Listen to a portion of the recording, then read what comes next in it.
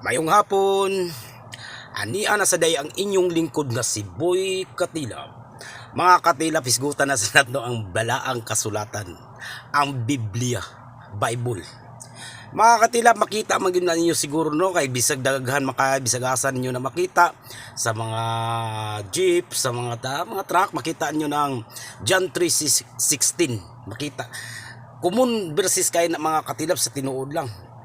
Di ba? Kung makita ninyo na, niingon siya nga tungod sa dakong gugma sa Dios gihatag niya ang iyang bugtong anak aron ang tanan nga makailakan niya aduna nay kaluwasan. Perting kumuna na. Kumun gayo na siya.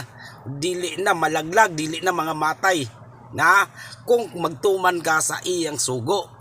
Ang istoryanda berting kumuna na pero gisalibay lang na sa tao kung isulod gyud na sa kasing-kasing sa tao mga katilab bela sa una kay bisag unsa ram nang una-una nimo kung isulod gyud na sa kasing-kasing sa tao no lang di basta-basta na oy o kani po ang atong topic karon gamay kaayo ningon siya ang iyang bugtong anak nahimo na siyang bugtong anak pero sa wala pa si Jesus kay di pa man siya matawag nga Jesus words of God pa to siya no.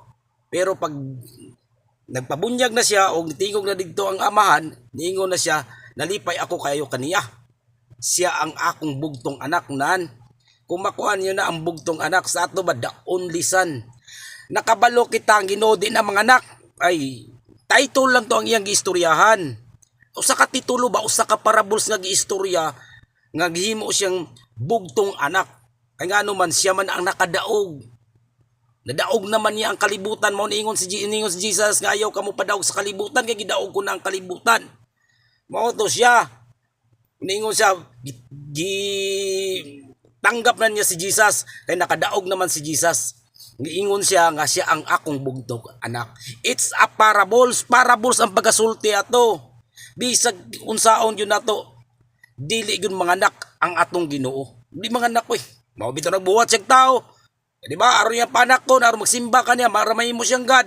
Niya panak ko na Ginoo dili na tinuod mga katilab. Kato title ra to. Kato si Jesus mao kato ang pure gyud nga Dios. Unsa nga pure nga Dios? Sinless, walay sala. Ha? Wala to siya sala. Mao to siya nay nakadaog aron sa pagkuan diri sa kalibutan, aron sa hatag sa pulong sa gugma unsay buhaton aron ang tao maluwas ug dili malaglag didto sa impierno. Adri lang ko kuto mga katilab no nindot kayo.